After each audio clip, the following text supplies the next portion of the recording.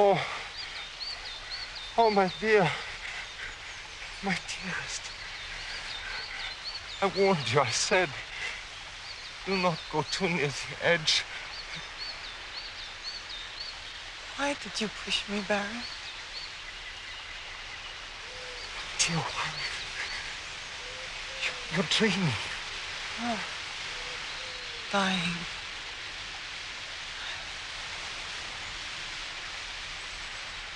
Oh, my darling.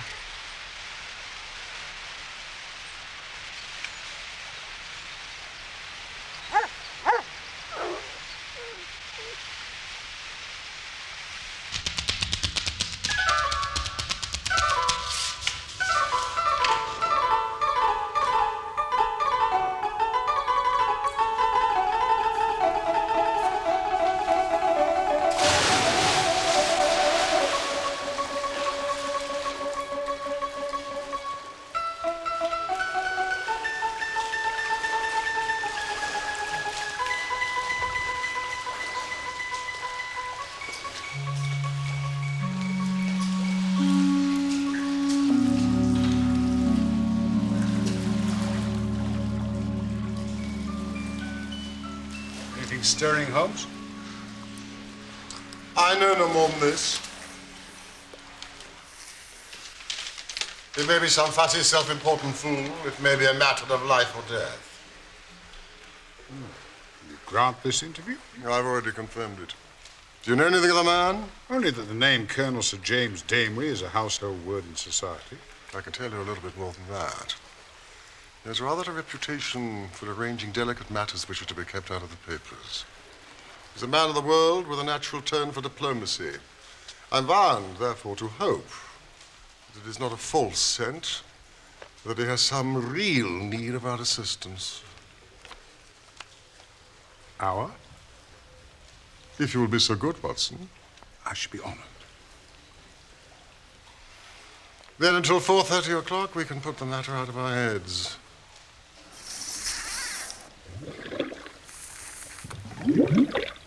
Mr. Holmes, we are dealing on this occasion with the most dangerous man in Europe.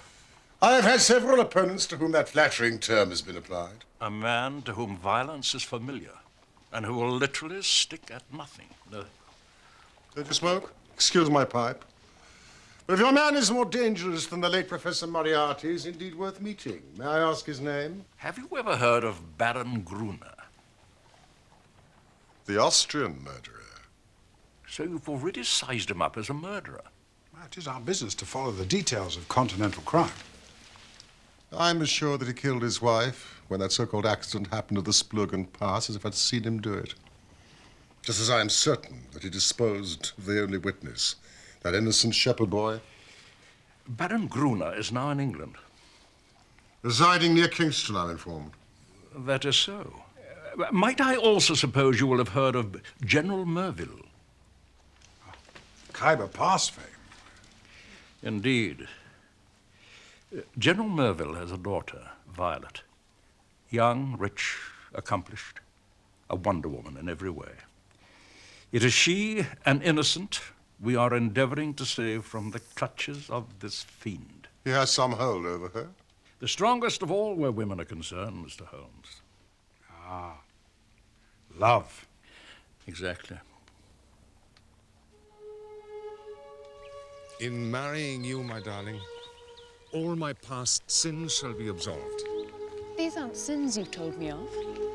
These are slanders. My angel. You were traduced, as are all great men. Yet I am determined you shall know my history, every part of it. Thus shall I come to the altar purified in soul and spirit, and worthy at last of your love.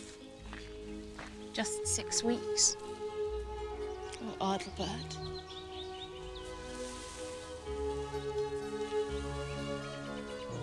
I cannot pretend my past is without stain. No man born in poverty who has created his own fortune can say that and speak the truth, or not. I have been forced to many a ruthless act, my dear. Where should I begin? With young Heinrich of Saxe-Park. To observe, Mr. Holmes, an atrocious event preparing itself before your very eyes, and yet be powerless to avert it. Could anyone, any human being, be placed in a more trying position? Perhaps not. Well, then you will sympathize with the client in whose interest I am acting. I did not understand that you were merely an intermediary.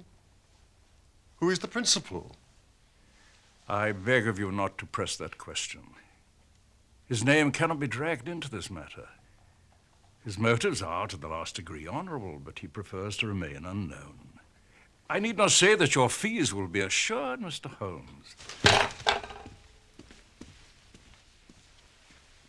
And you will be allowed a free hand. Well, surely the actual name of your client is immaterial. I must decline to act, Sir James. I'm sorry. I'm accustomed to having mystery at one end of my cases, but having it at both ends is too confusing. No. You place me in the most serious dilemma. Dare I say, Mr. Holmes, you hardly realize the effect of your own action. I have given my word not to reveal the identity of my client. May I at the least lay all I can before you?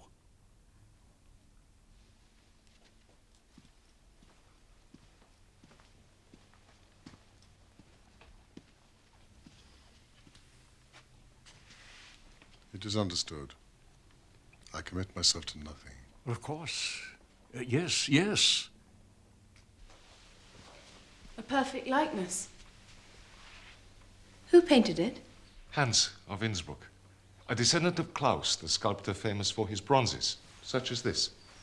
I shall commission Hans to attempt your likeness, my precious. I love this room. It breathes of you.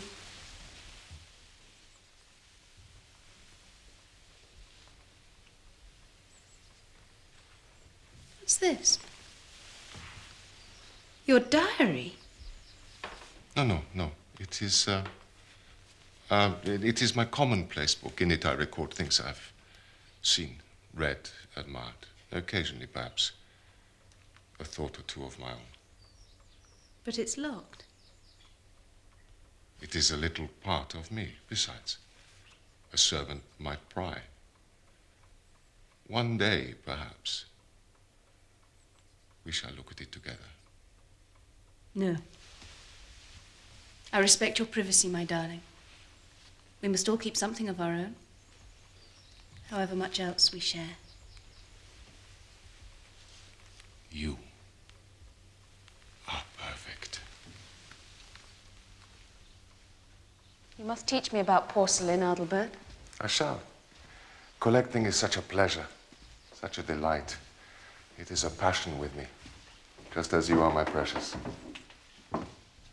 The villain has attached himself to the lady with such effect that he has completely and absolutely won her heart. She will not hear one word against him. To sum up, she proposes to marry him next month. As she is of age and has a will of iron, it's hard to know how to prevent her.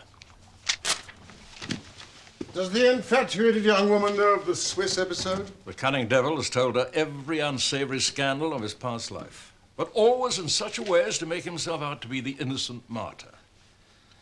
She accepts his version and will listen to no other, not even her father's.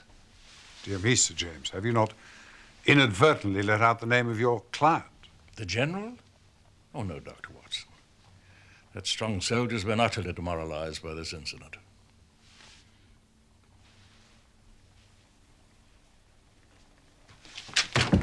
Mrs. Hudson! You rang, sir? Will you deliver this to the butcher's boy round the corner? That young rascal with the funny eye? The other is invaluable, so is his bicycle. Sir.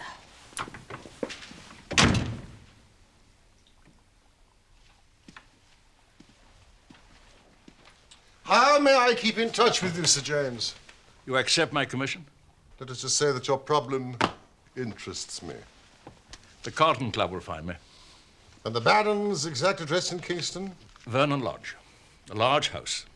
He's a rich man. Well, speculators, when successful, frequently are, Sir James. What further information can you give us about the man? He has expensive tastes. Collects books, pictures, and Chinese pottery. He's a recognized authority. written a book upon the subject. Well, Sir James, you may tell your client that I'm turning my attention towards Baron Gruner. I have no doubt, Mr. Holmes, you can easily trace my client. But I must ask you as a point of honor to refrain from doing so. Do not, I beg you, break in upon his incognito. I think I can safely promise that. Thank you. Dr. Watson.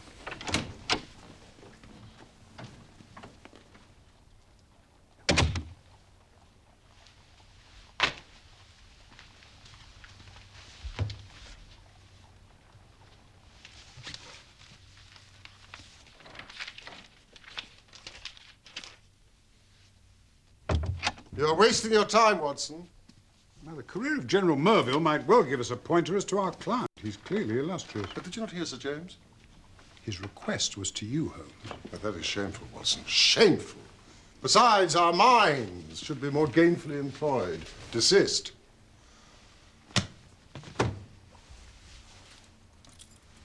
Any views? Have you none? Not yet. Beyond the one I've already acted upon. The butcher's boy. More discreet than any telegraph. Well, I should think you'd better see the young lady herself. Start with her. If a poor broken-down father cannot move her, how can I, a complete stranger, prevail? Now, if all else fails. Perhaps. But first, the underworld. For it is among the dark roots of crime that we must hunt for Gruner's secrets. You've sent for Shinwell Johnson. I have but one insight. That Miss Merville might well condone murder. Yet some smaller offense might rankle. We shall see. They have engaged the very best. Show him in.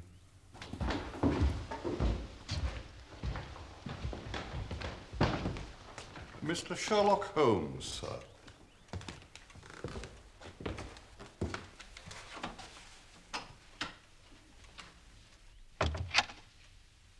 I rather thought I should see you sooner or later, Mr. Holmes.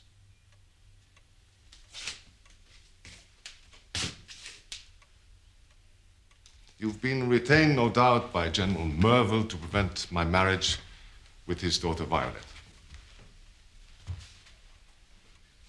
That is so, is it not?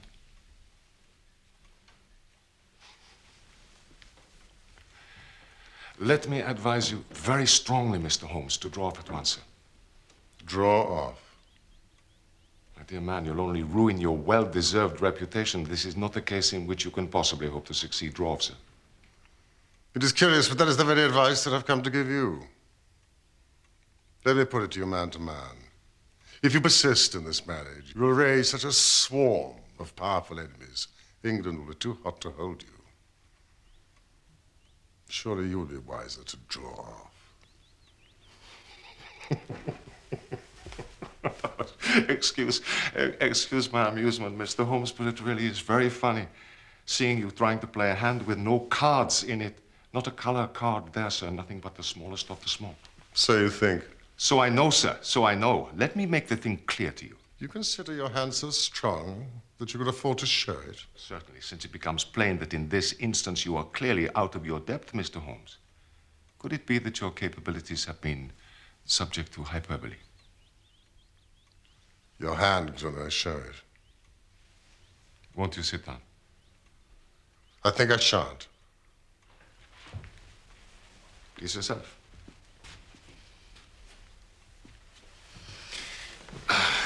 Well, sir,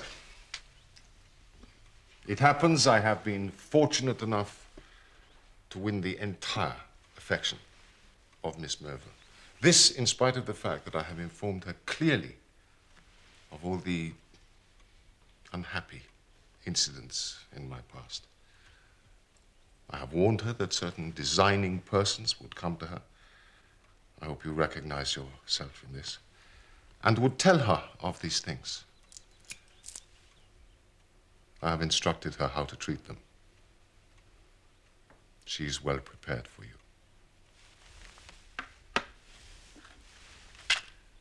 She will no doubt give you an appointment. And she will listen. It will be to no avail, however. If you wish to speak, now is your moment. No. This is not the moment. Oh, by the way, Mr. Holmes, did you know the French agent Lebrun? Of course. So you know what befell him? He was beaten in the Montmartre district of Paris and crippled for life. Quite so.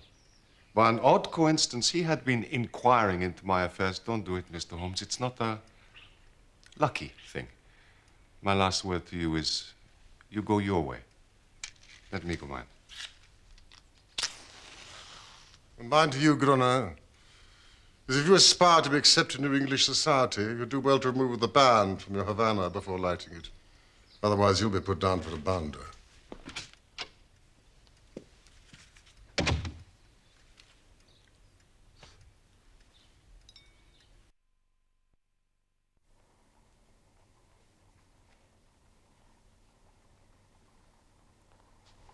Mrs. Hudson, has Holmes returned? Not yet, sir, but there are 2 visitors waiting. Thank you, Mrs. Hudson.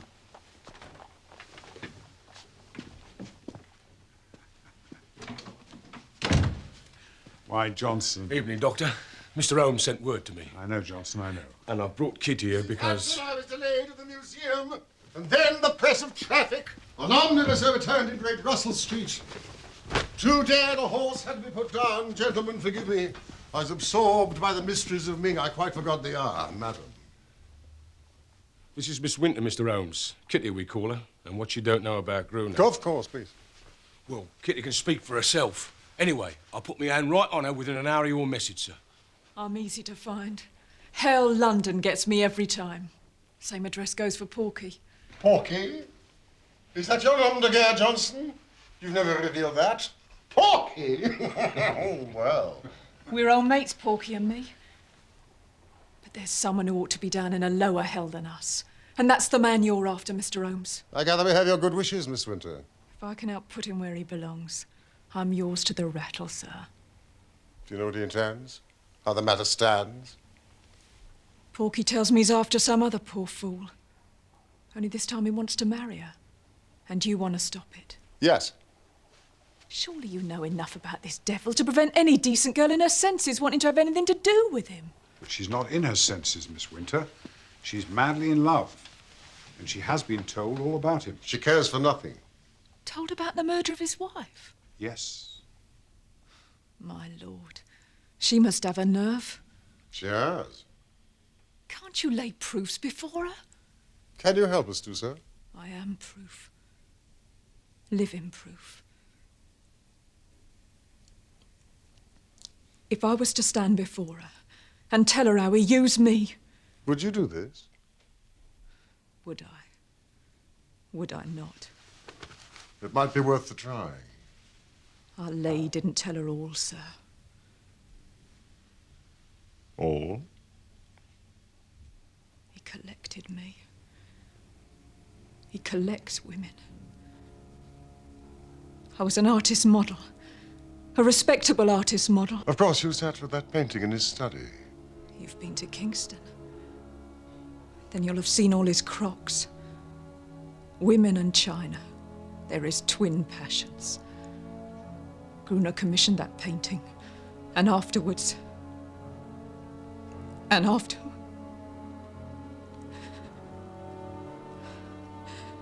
Well, let's just say I can never work again. Never. Never. I am exceedingly obliged to you, Miss Winter. We shall indeed interview Miss Merville together.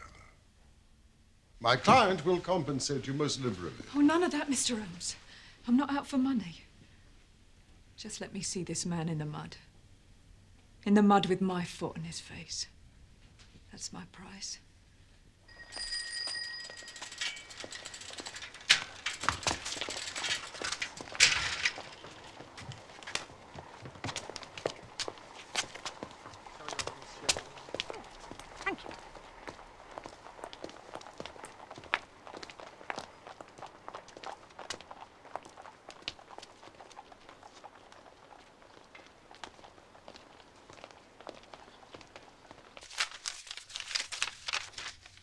From Kingston.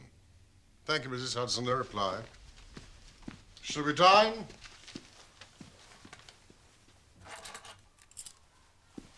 But this is a death threat, Holmes. Do you expect anything less from the Baron, Governor? Holmes, have a care. Oh, Watson, come along. We must eat.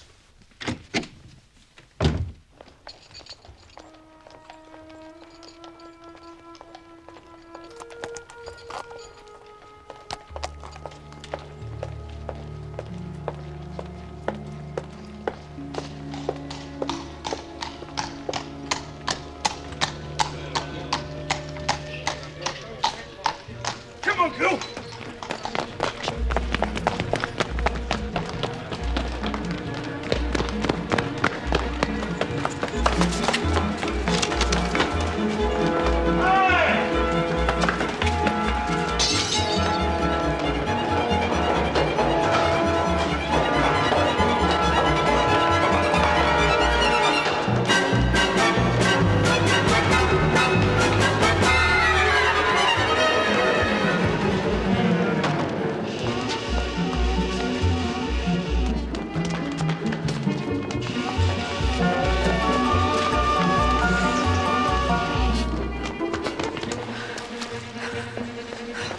They ain't following no more.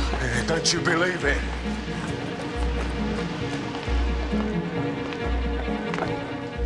Yeah, what did I say? Now, you stand over there, Kitty. There's a good girl. Right. Who's first? You or you?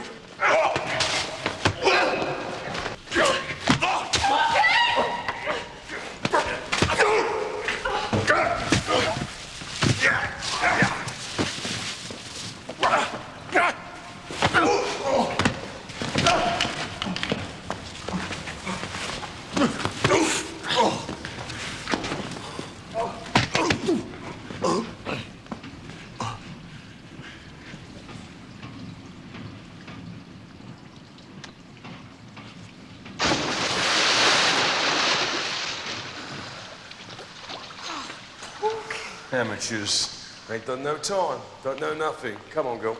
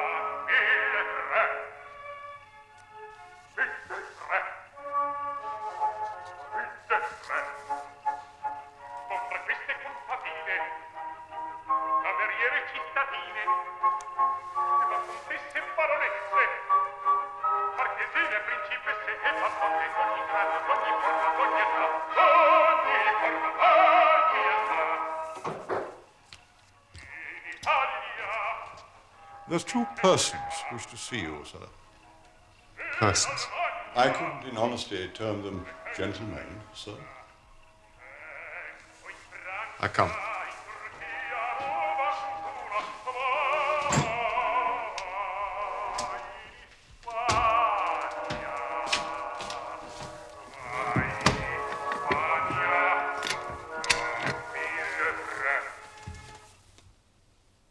Was he armed? No, sir. Go through to the kitchens. Clean yourselves up and clear out.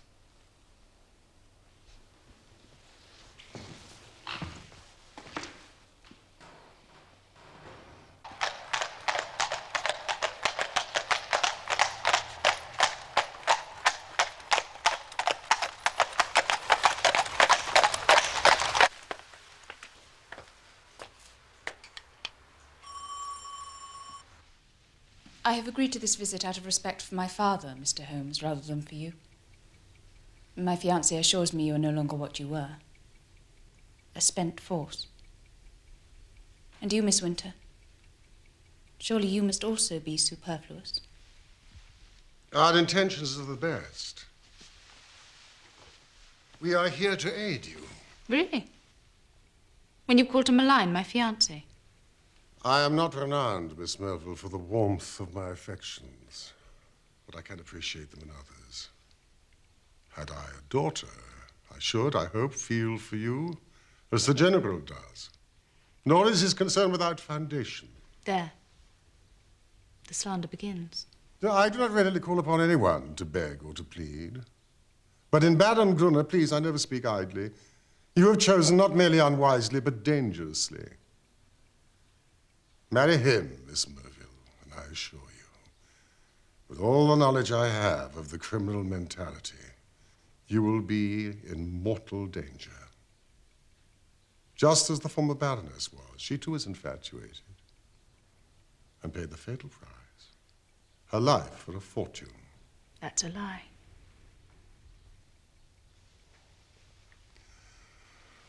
You are, of course, aware that the Splurgen Pass, where your predecessor died, runs between Italy and Switzerland.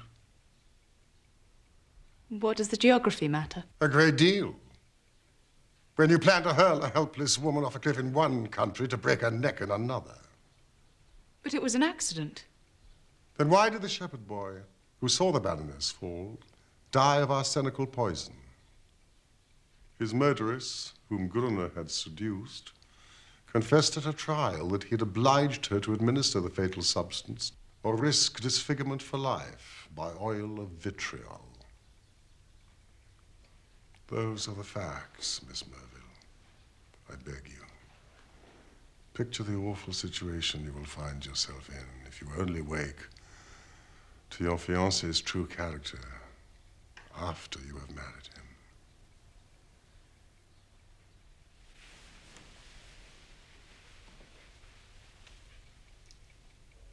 I have listened to you with patience, Mr. Holmes. I am aware my fiancé has had a stormy life, in which he has incurred most unjust aspersions. Possibly you mean well, though I learn you are a paid agent. But in any case, I love Baron Gruner, and he loves me. You have told me this young lady's name and that there is a reason for her presence? I'll say there is. And what exactly are you, Miss Winter? Me? I'll tell you. I'll tell you what I am. I was his mistress, that's who. One of 100. More. He's tempted, used, ruined and thrown aside as he will you too. Please. You marry this man, he'll be the death of you. Maybe a broken heart or a broken neck, but he'll have you. Oh, really? You may think yourself different. Thank you, Kitty. You made yourself admirably clear. I am aware of 3 occasions in my fiancé's life when he has become entangled with designing women. And I am assured by him of his hearty repentance. Him? Repent? And only 3? Oh, you fool. You stupid fool. Mr. Holmes, I have obeyed my father's wish in seeing you, but I am not compelled to listen to the slanderous ravings. Ravings? Ravings? My God. I'll show you.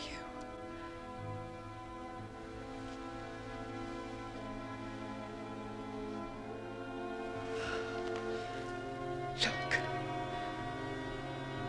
Look. See there? he? Oil of vitriol. He did it. Oh, yes. He did it. Your fiancé. That's a lie. It's a lie. Thank you, Kitty.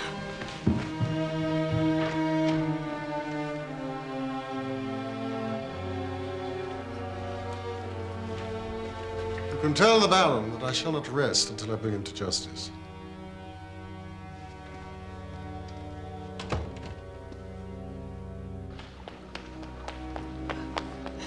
Miss Winter!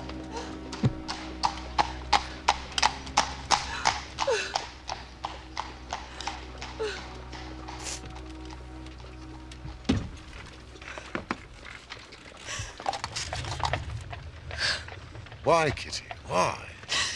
No, please. Why did Gruner treat you so? Because... No, I can't tell you, Mr. Holmes. You must, this instant. You said that he collects women. What did you mean by that?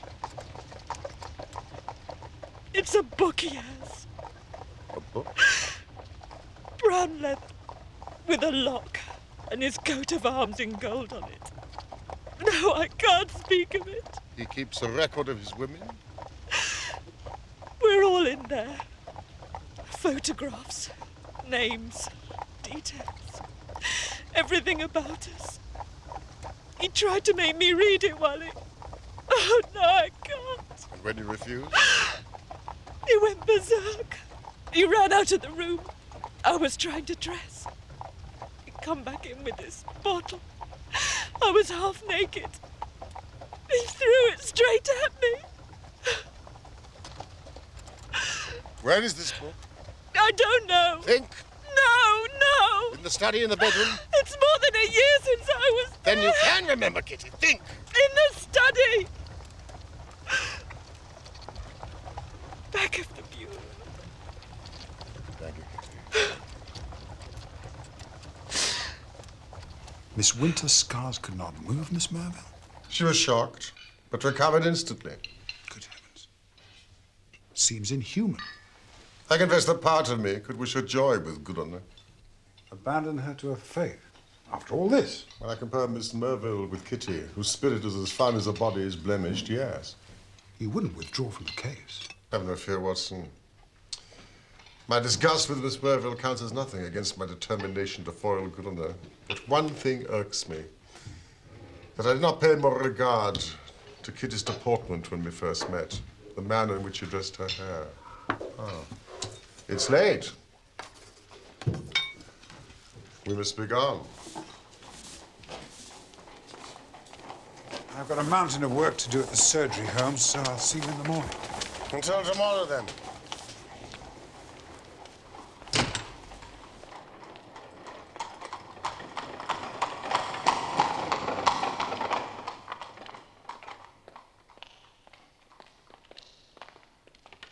All right, Sherlock Holmes, let's be having you. Ah, and I can guess to whom I owe this pleasure.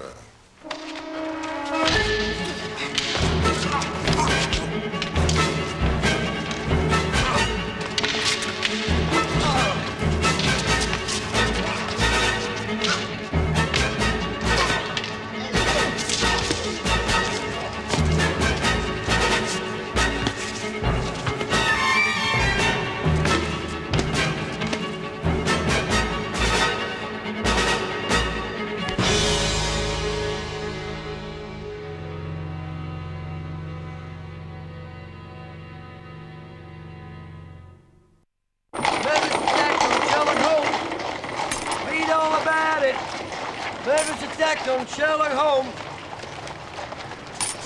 Murderous attack on Sherlock Holmes. Read all about it. Murderous attack on Sherlock Holmes.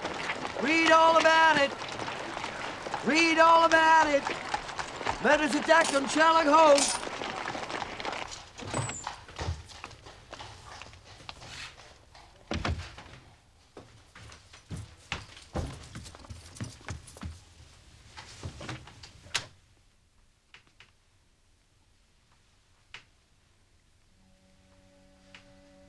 It's all right, Watson.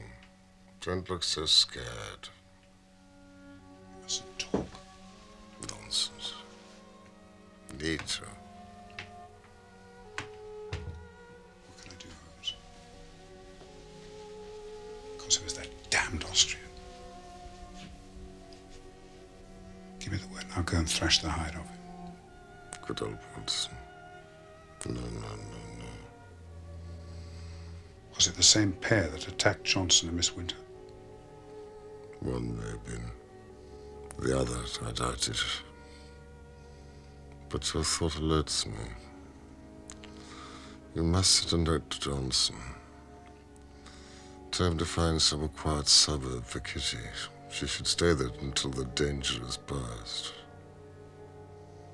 And then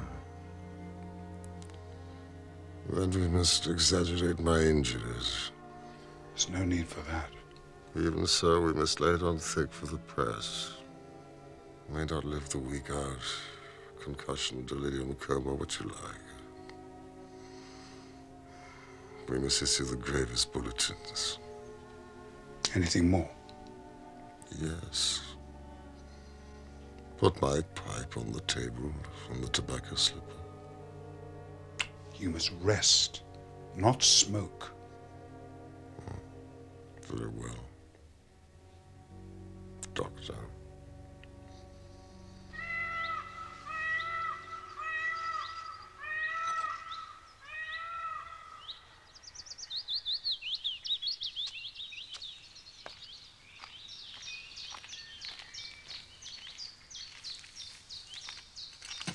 Ah, my dearest, every day you become more precious to me.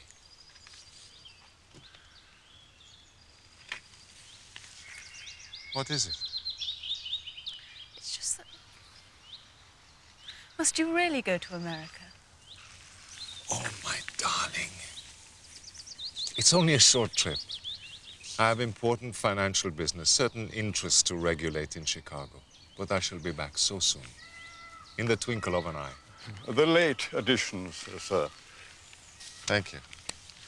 Have you seen the papers? That poor man Holmes. He sinks daily. I'm afraid you cannot expect me to have very much sympathy with Mr. Holmes and his misfortune. Erysipelas has set in.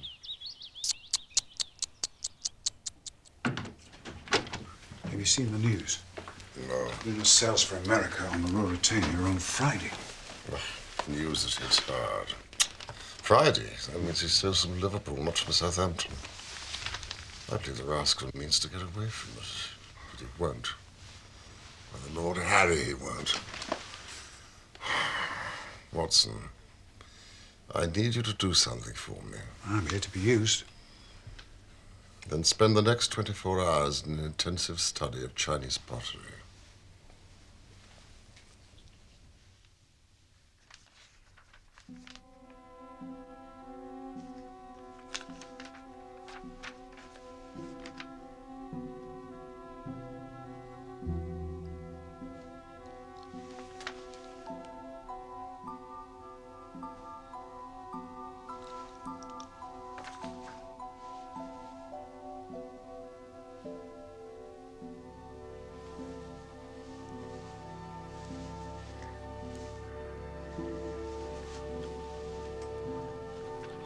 Whoa, 1368-39.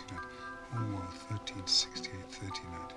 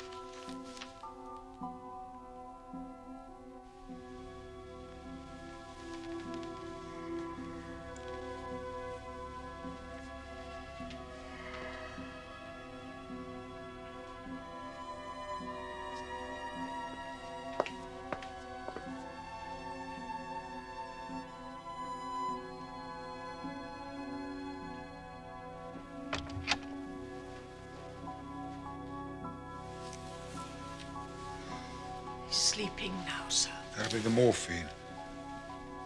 You won't let the lamp smoke, will you? No. You're locked up below. Oh, I did that a while back. There's murderous folk about. True. Don't drive yourself too hard, sir. You'll be good for nothing in the morning. No, I shan't be long.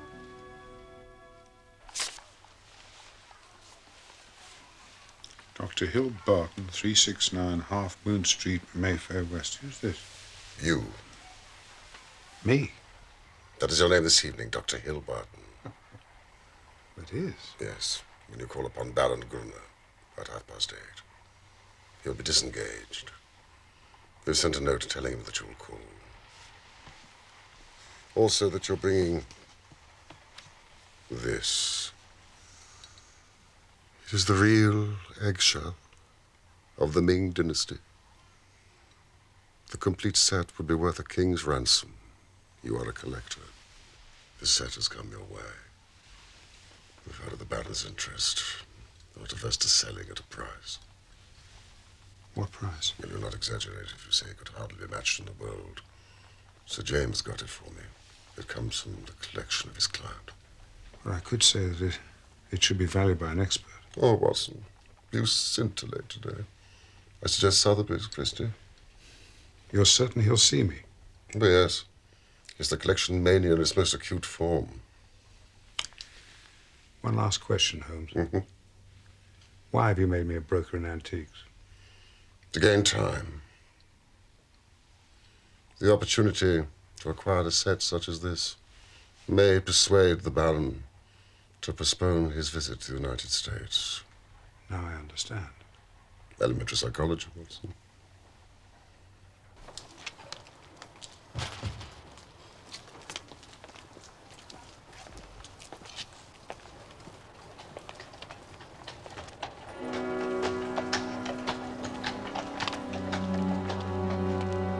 Kingston, please, driver.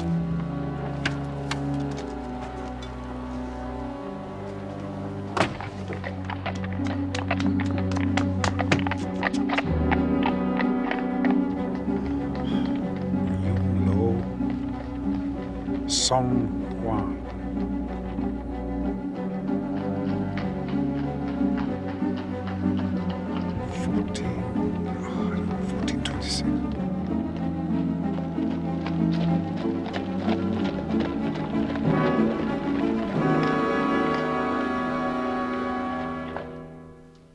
Very fine.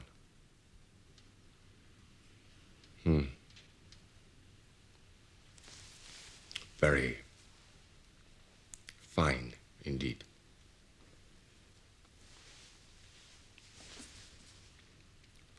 And you say you have a set to correspond?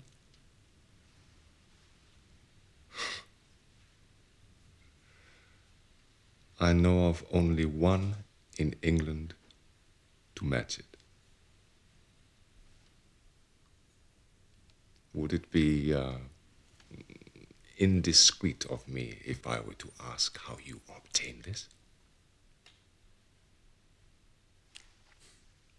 Does it really matter? Of course it matters with precious objects such as these provenances or... Well, you can see the piece is genuine. As to the value, I'm perfectly content to take an expert's assessment. I had supposed you were an expert, Dr. Hill Barton. I meant an independent assessment. Of course. I have some recently acquired pieces of celadon you might care to view. By all means. Please.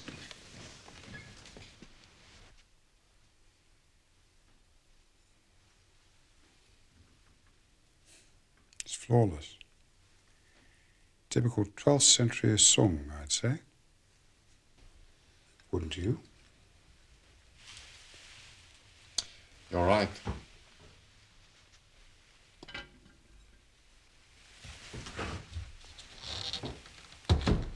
And this?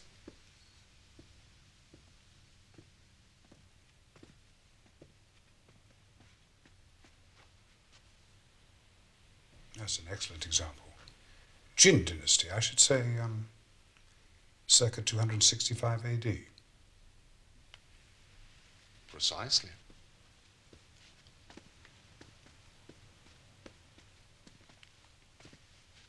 And these, typical of Celadon, would you say? Give me time, give me time. I am giving you time, sir. Quite so. I should also be interested in your views on the marks of the Hung Wu. The marks of the Hung Wu? That's a vexed question. Vexed question indeed, sir. There are no marks on the genuine Hung Wu. This is intolerable, sir. I came here to do you a favor, not to be examined as if I were a schoolboy. You came here to spy. Not so. You may have found it easy to inveigle your way in here upon false pretenses, but by God, sir, you shall find it harder to get out. Raise your hands above your head, Dr. Watson. What's that? Holmes! You! Don't move! I shall shoot you through the head, rather than the heart. And then inform the police. I mistook you for a common burglar. That is a role that I played before, with some success. Without any doubt, sir, this will be your last time. Baron! Hit him!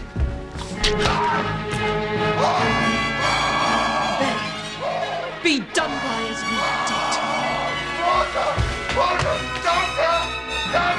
Help me! Help! Get more help! I'll telephone the Baron's physician.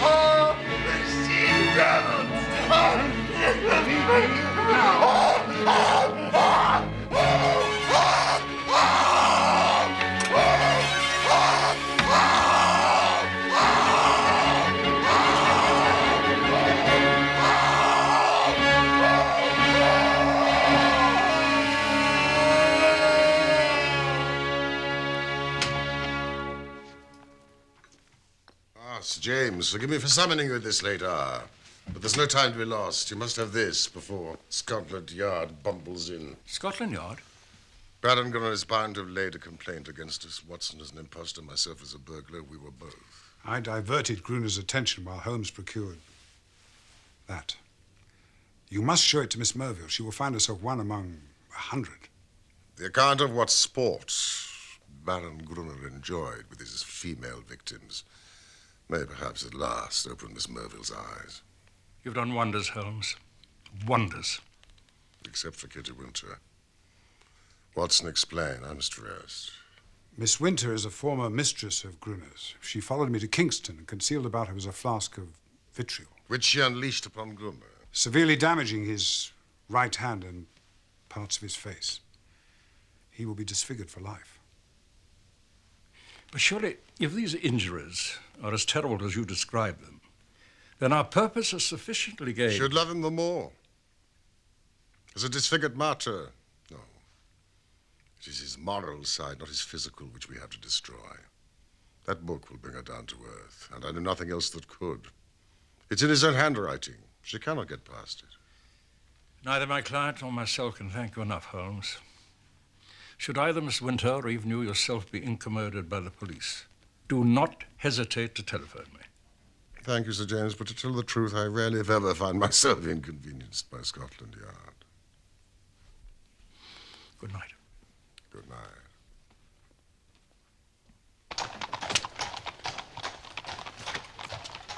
I would like to thank you too, Watson. Thanks. Oh, by the way, Ming dish. By Jove, yes. Worth a king's ransom, I understand. Good night, Watson. Good night, Sir James.